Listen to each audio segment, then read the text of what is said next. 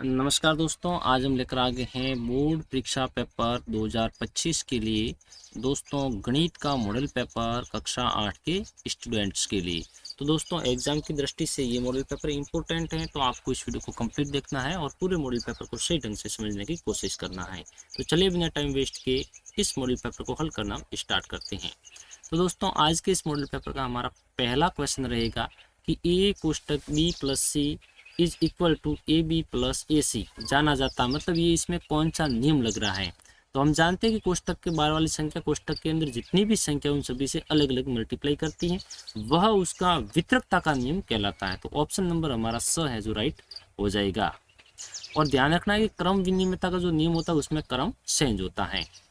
दूसरा क्वेश्चन है, निम्नलिखित में से कौन एक सर वाला रैखिक समीकरण नहीं है, यानी जिसमें एक सर नहीं है वो आपको समीकरण बताना है। तो इसमें भी एक सर राशि है, इसमें भी एक सर राशि है, इसमें भी एक सर राशि है, लेकिन ऑप्शन नंबर ब के अंदर एक सर राशि नहीं है, यहाँ पर डबल सर राशि है। तो इसने बोला था कि एक सर वाला रैखिक समीकरण नहीं है, तो ये एक सर वाला रैखिक समीकरण नहीं होगा। ऑप्शन नंबर ब हमारा इसमें करेक्ट हो गया। तीसरा क्वेश्चन रहेगा, एक चतुर्भुज में विकर्णों की संख्या होती है। तो एक चतुर्भुज में विकर्णों की संख्या कितनी होती है? 2 होती है। चतुर्भुज के अंदर विकर्णों की संख्या 2 ही होती है। ऑप्शन नंबर अ हमारा राइट हो जाएगा। और दोस्तों, त्रिभुज के अंदर कोई विकर्ण नहीं होता है। चौथा क्वेश्चन रहेगा, 100 का वर्गमूल है। वर्गमूल तो आपको पता ही है, किसी भी संख्या का वर्गमूल ज्ञात करने के लिए उसके हम अभाज्य गुणनखंड करते हैं और दो दो के जोड़े बनाते हैं। तो 100 का हम अभाज्य गुणनखंड करके दो दो के जोड़े बनाएंगे और जो आंसर प्राप्त होगा उसको आपस में मल्टीप्लाई करने पर हमें, यानी जो गुणनखंड प्राप्त होंगे उसको आपस में मल्टीप्लाई करने पर आंसर प्राप्त हो जाएगा 10। Option number a is the right answer, यानी 10 का वर्ग 100 है और 100 का वर्गमूल 10 हो जाएगा। उसके बाद का क्वेश्चन है, संख्या 9 की घन संख्या होगी। घन ज्ञात करने के लिए दोस्तों क्या करते हैं, उसी संख्या को उसी संख्या से ट्रिपल बार मल्टीप्लाई करते हैं। जैसे 9 का हमें घन ज्ञात करना है तो 9 को हम कितनी बार मल्टीप्लाई करेंगे? 3 बार मल्टीप्लाई करेंगे। 9 × 9 × 9 इज इक्वल टू हो जाएगा हमारे 729। ऑप्शन नंबर द है जो हमारा राइट हो जाएगा। दोस्तों, यदि इस मॉडल पेपर की आप पीडीएफ प्राप्त करना चाहते हैं तो आप हमारे टेलीग्राम चैनल को ज्वाइन कर लेना, जिसका लिंक आपको डायरेक्ट इसी वीडियो के डिस्क्रिप्शन बॉक्स में मिल जाएगा। और अन्य विषयों के मॉडल पेपर पढ़ने के लिए आप हमारे यूट्यूब चैनल की प्ले लिस्ट में जाकर उन्हें देख सकते हैं। क्वेश्चन नंबर है, से निम्नलिखित में से सही है। आपको बताना है बट्टा ज्ञात करने का सही सूत्र कौन सा है। तो बट्टा ज्ञात करने का सूत्र होता है अंकित मूल्य माइनस विक्रय मूल्य। ऑप्शन नंबर ब इज द राइट आंसर। उसके बाद में 7वां क्वेश्चन, 2xy व 0 का गुणा करने पर प्राप्त होता है। दोस्तों, आपने पहली से लगाकर, यदि आप 10th 12th किसी भी कक्षा में जाओगे तो आपने पहली कक्षा में भी ये पढ़ रखा होगा, याद किया होगा आपने, कि किसी भी संख्या को यदि हम 0 से मल्टीप्लाई करते हैं तो आंसर हमेशा 0 प्राप्त होता है। तो 2xy कौन से खेत की मूल्य है, इनको भी आप 0 से मल्टीप्लाई करोगे, आंसर आपके 0 ही प्राप्त हो जाएगा। ऑप्शन नंबर स इज द राइट आंसर। उसके बाद में 8वां क्वेश्चन रहेगा, 4 की घात 9 × 4 की घात 3 का घातांक रूप है। मतलब इसको आप घातांक के रूप में किस प्रकार से लिखेंगे, तो हम जानते हैं आधार समान होते हैं और मल्टीप्लाई कर रहे हैं तो घातांक है वो आपस में जुड़ जाती है। 9 + 3 = 12, यानी 4 की घात 12 हो जाएगी। ऑप्शन नंबर स इज द करेक्ट आंसर। उसके बाद में 9वां क्वेश्चन रहेगा,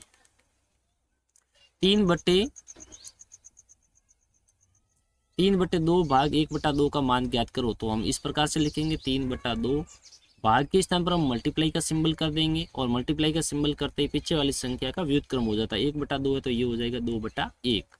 अब 3 को 2 से आप गुणा करोगे कितना हो जाएगा? 6 हो जाएगा।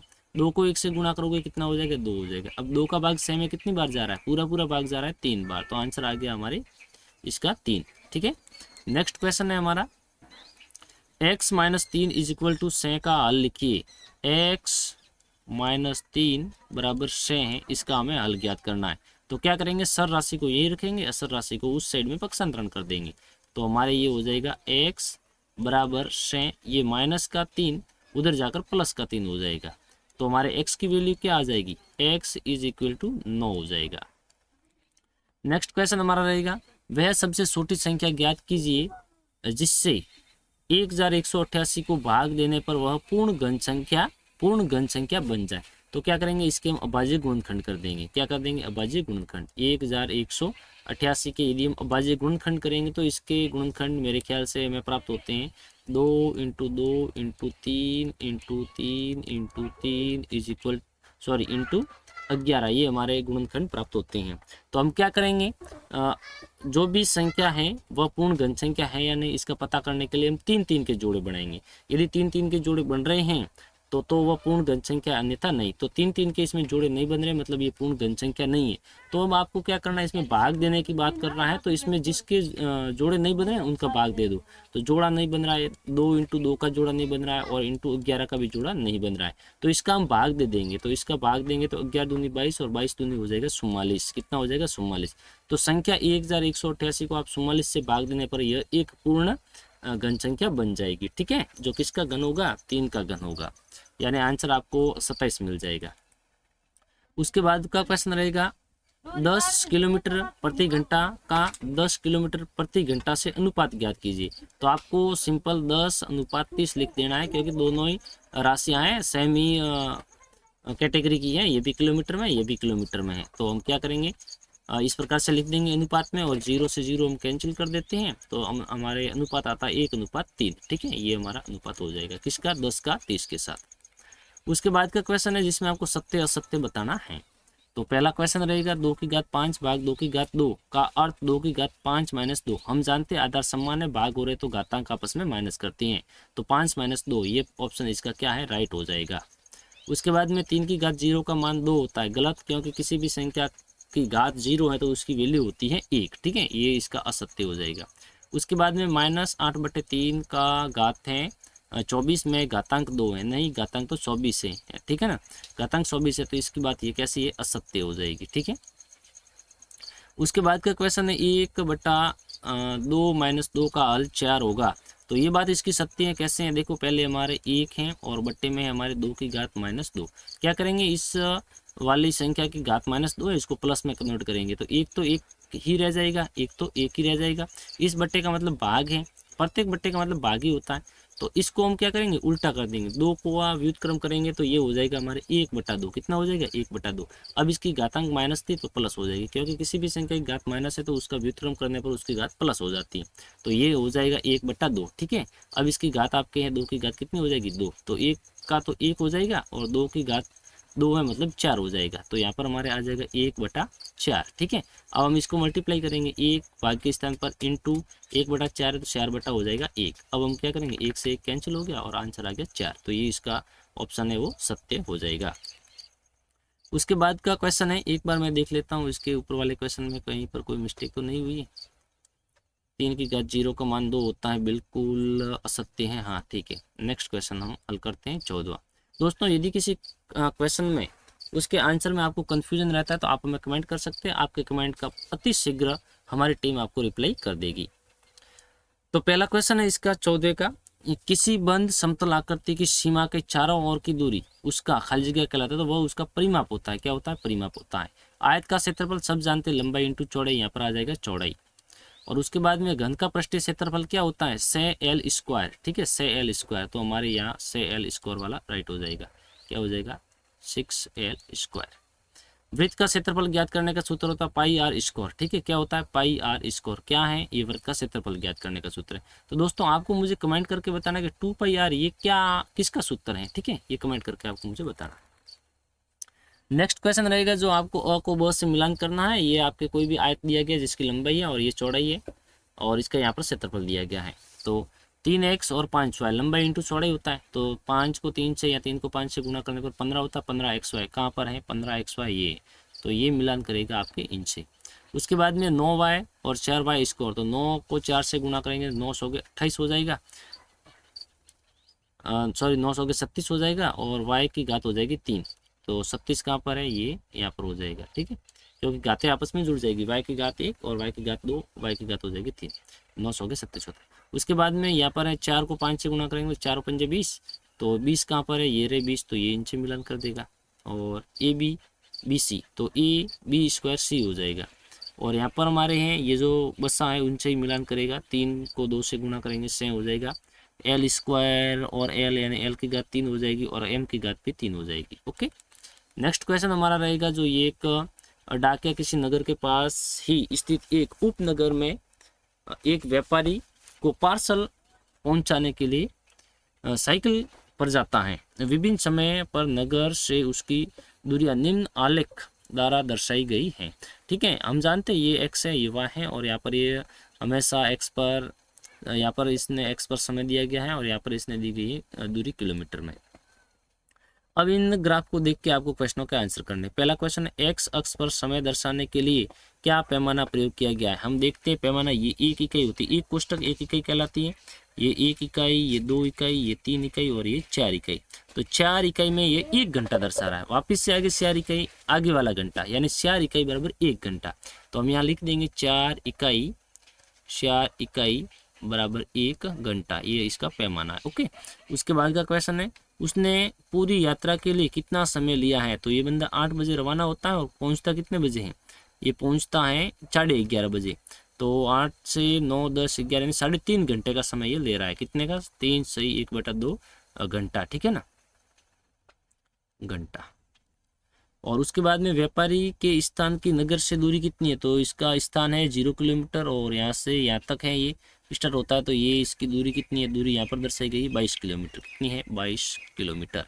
उसके बाद में क्या डाकिया रास्ते में कहीं रुका, विवरण दीजिए। आपको बताना है कि डाकिया कहीं रुका है। तो बिल्कुल रुका है, क्योंकि जहाँ पर क्षैतिज समतल आया है, मतलब यहाँ पर समय तो बढ़ा है लेकिन इसकी दूरी नहीं बढ़ी, इसका मतलब इसने यहाँ पर रेस्ट की है। तो यहाँ से हमें पता लग रहा है कि वो 10 से 10:30 बजे तक आराम उसने किया है। ठीक है, उसके बाद का क्वेश्चन है हमारा 17वां क्वेश्चन है, 102 का स्क्वायर का मान सर्वसमीका के उपयोग से कीजिए। तो 102 को हम एक अलग तरीके से लिख सकते हैं, कैसे, 100 + 2 ऐसे लिख सकते हैं। 100 + 2 का इसका स्क्वायर कर दो, यानी 102 का स्क्वायर या 100 + 2 का स्क्वायर सेम ही है। अब यहाँ पर देखो, ये ए ये बी, ठीक है ना। तो जब ए बी का स्क्वायर होता है, होल स्क्वायर होता है, तब हमारी सर्वसमीका क्या लगती है। तो हमारे सर्वसमीका लगती है ए, जब a + b का होता है दोस्तों होल स्क्वायर, तो सर्वसमीका लगती है हमारे a² + 2ab + b स्क्वायर। ठीक है, इसमें हमारे a क्या है, a = 100 है और b है हमारे 2। अब यहाँ पर a का मतलब हमारे कितना है, 100 है, 100 का स्क्वायर है, तो 100 का स्क्वायर कितना हो जाएगा, 100 का स्क्वायर हमारा हो जाएगा ये। ठीक है, प्लस 2 का 2 × a × b, a को b से गुणा करेंगे 200 और 200 को 2 से गुणा करेंगे तो ये हो जाएगा हमारा 400। ठीक है, 2 × a कितना है, 100 है, तो 2 को 100 से यानी 200, वापिस से b कितना है 2, तो 200 को 2 से गुणा करेंगे 400 हो जाएंगे, प्लस b का स्क्वायर यानी 2 का स्क्वायर कितना हो जाएगा, 4 हो जाएगा।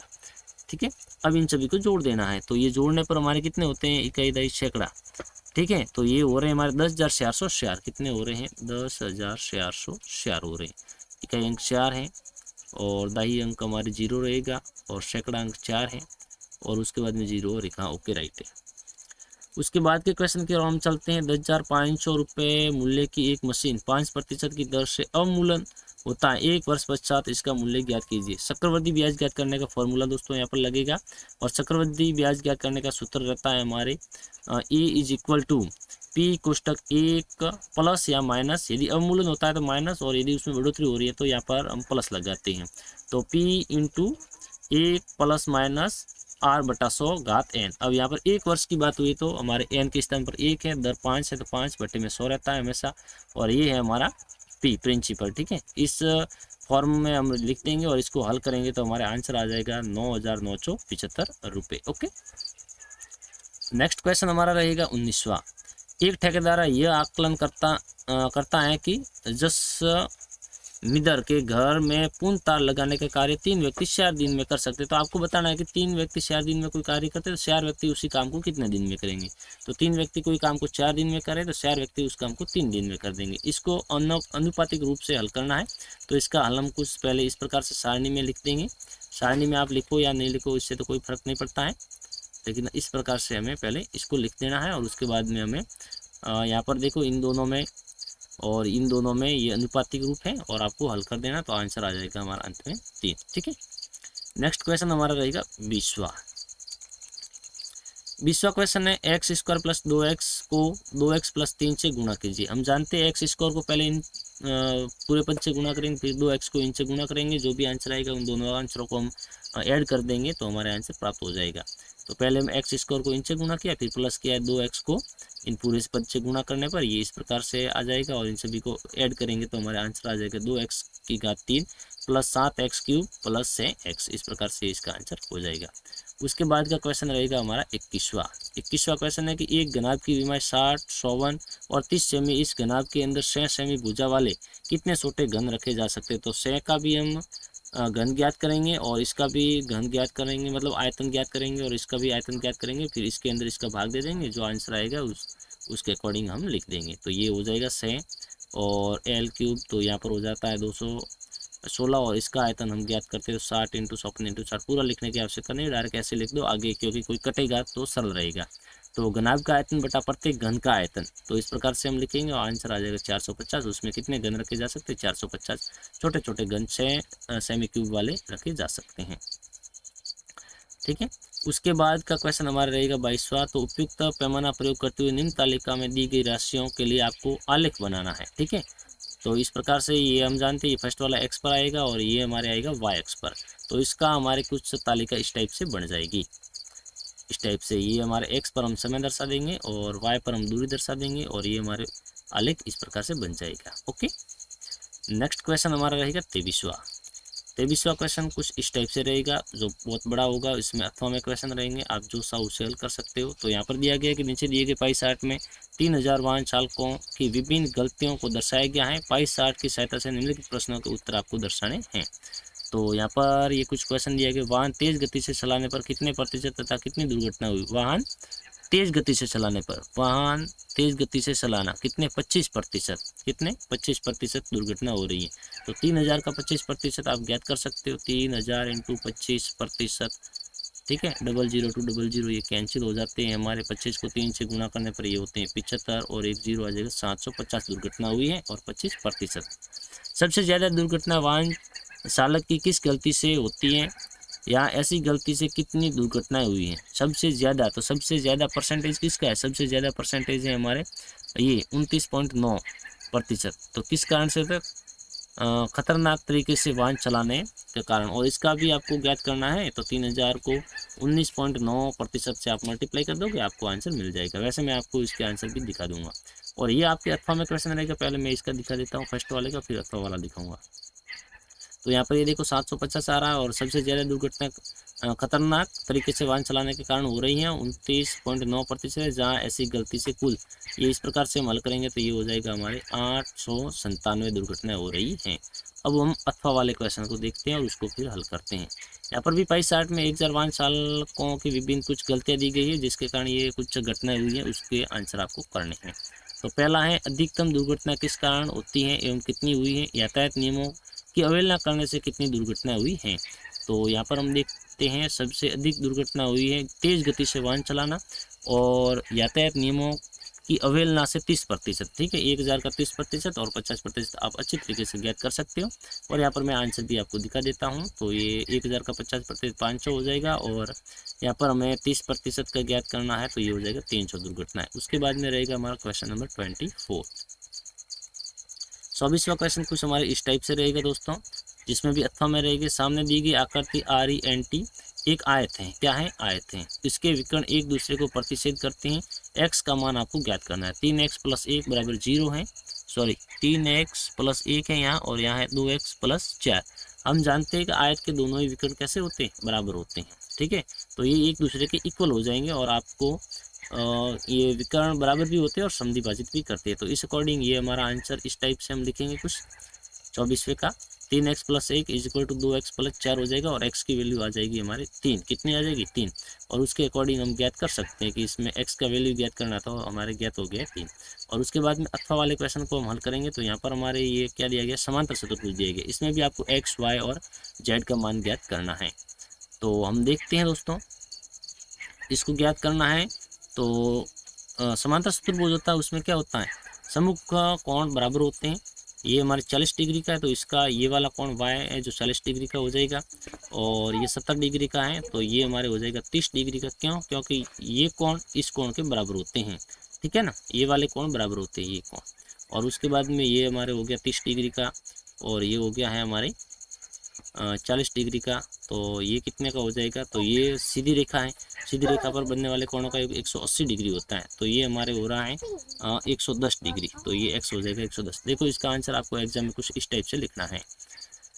ये हमारे इस प्रकार से पहले भुजाओं के बारे में लिखते होगे और 40 + z = 70 हो जाता है, और ये हो जाता है z हमारे 30 डिग्री का कोण हो गया। और इसी प्रकार से ये कुछ फॉर्मूले जो इसके रूल है वो हम यहाँ पर लिख देंगे, क्योंकि ये एकांतर कोण है और वो संगत कोण थे, और संगत कोण एकांतर कोण बराबर होते हैं। तो ये y 40 डिग्री का हो गया हमारे।